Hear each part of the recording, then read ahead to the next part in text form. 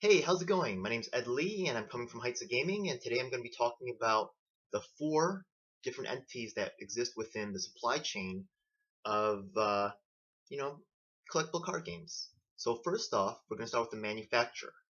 Now the manufacturers that, the major players are Konami for Yu-Gi-Oh, the trading card game, I guess it's called, and also for Magic the Gathering, it's Wizards of the Coast, which is owned by Hasbro, the, probably the premier toy corporation in the United States, maybe even worldwide, right? So let's get to the business. So the thing is that with the manufacturers can, what they're basically responsible for is providing design of the product. Sometimes they provide marketing materials, things like that, for the, you know, distributor, retailer, and for the consumers to, use however they see fit. And they're also responsible for certain control of the industry. So let's talk about how they can control the industry. The manufacturer has certain rules for both card games, these major card games, and I don't really mess with the other card games. I mess with Card for Vanguard a little bit, but I really don't like messing with collectible card games that are not proven because they can go under. They are going under all the time, and you are really stuck with an investment that you can't get rid of. So I stuck with the tried and true, proven earners. So let's talk about some things that they do. Manufacturers do to control the industry.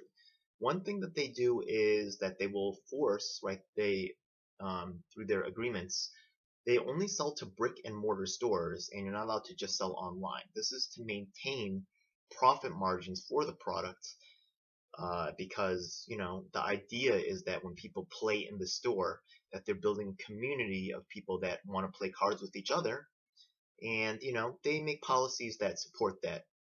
Another rule that they have in place is that they have international trade agreements. So, as you know, um, any collectible is actually considered an investment vehicle, and the thing is that they have a certain liquidity, right? So cash is the ultimate liquid asset. Then you have real estate, stocks, things like that. These are all investment vehicles. You look at these cards, they have a monetary value. You look it up online, eBay, whatever, and they have a card valuation, like a price valuation. But that valuation is not true everywhere.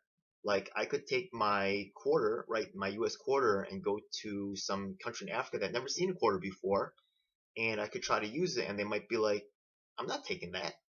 And that makes a lot of sense, So that's what I mean by liquidity. Liquidity is your ability to turn one asset into another asset. So the thing is that the dollar, the US dollar, isn't always worth the same. Sometimes it goes up in value, sometimes it goes down in value. So the thing is that if I'm, for example, a distributor in France, right, then oh my goodness, I could buy a whole bunch of cards, but then the US distributors, the dollar is low, and all of a sudden they're underselling me, and I'm stuck with a whole bunch of product that I can't sell. So the manufacturer protects the distributors and the retailers in those countries by, not allowing, international sales.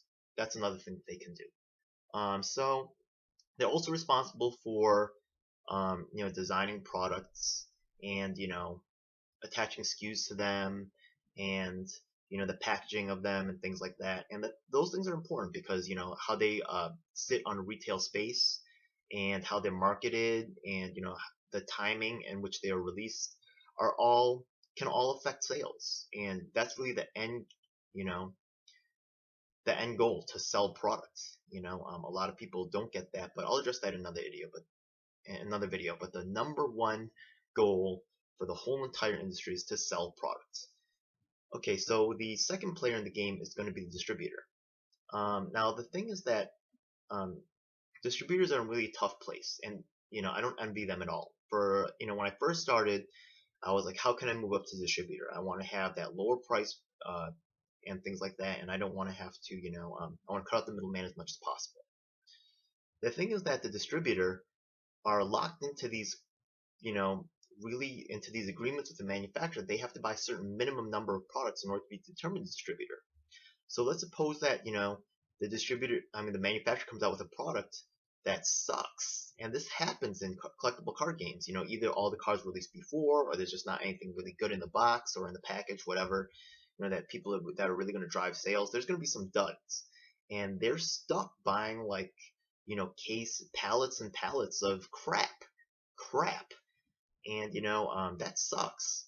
Also, their margin is really bad. As a distributor, it's tough. It's tough. And here's another thing, right? Besides getting demands from the manufacturers, there's also demands made from the retailer side.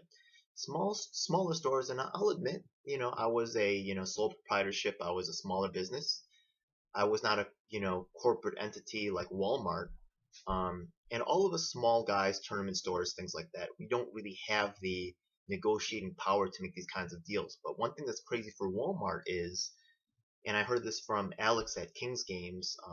He's really been a fantastic, source of information, and I respect his business prowess. A lot of people blah blah blah. He doesn't play the game anymore. You want to play games, go ahead. You want to make money selling cards, that's a totally different game. That's the game I'm in. So I didn't really care. But business wise, I have utmost respect for that man. But let's move on. So the thing is that Walmart, they have such retail power that they could say to the manufacturer, we don't even want to deal with you. We're going to deal with the distributor. And the distributor will just rent you a space inside of our store. And what's going to happen is that, if anybody steals the product, then we're not going to take the loss. What? That's ridiculous. But they just have that much retail power. They say, you determine the price point, you make the markup, you mark it up to whatever is profitable for yourself. And, if you don't like it, then, too bad. We don't need you. Just, we won't carry your product. We don't need you. And that's how it works. It's crazy. So, usually the manufacturer is not crazy about overly powerful retail outlets popping up, which I was definitely on the move in that direction. And I'll get more on to that later. But that's one thing about being a distributor. So being a distributor is tough. And honestly, I feel like as time goes on, they may not be, around. There's a lot of ways to streamline out distributors. Oh well, I love those guys. Another thing that's crazy is that I didn't realize it at first, but distributors can actually get you product cheaper than the manufacturer. What? Yeah, you think there's another middleman. How are they getting it to us cheaper? It doesn't even make sense. Ed, shut up. No, it's actually true, because the thing is that the manufacturer doesn't really have the infrastructure, right, to get the products out to you. They don't have the warehouses set up around the country. They don't have the inventory systems set up and things like that to really handle, processing those orders in that mechanism.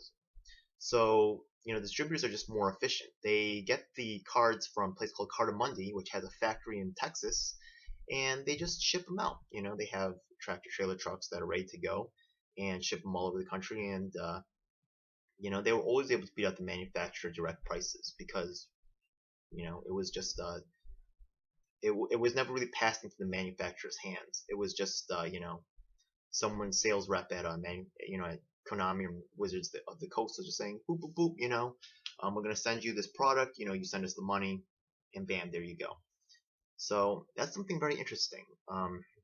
Also, distributors are tied to, a lot of distributors have gotten whacked for not following the manufacturer's rules, which, sometimes change at the drop of a hat.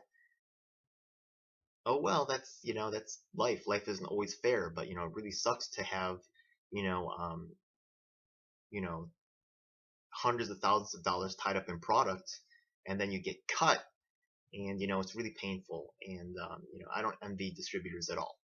Retailers sit between the distributor and the end user, which would be the consumer. And right now, I think the retailers in collectible card games really need to get their stuff together. They're not very organized. You look at GameStop, you look at GNC, they are really kind of like a chain that really is able to have strong, leverage as in terms of negotiations with the distributor and the manufacturers. You look at Okay, so like talking about GNC, I used to, when I first opened my shop, I was also thinking about selling supplements like GNC. But the thing is that GNC has such strong buying power that they are actually selling their products for sometimes even cheaper than I would get a wholesale price, which is ridiculous. But that's just how much control they have of that industry.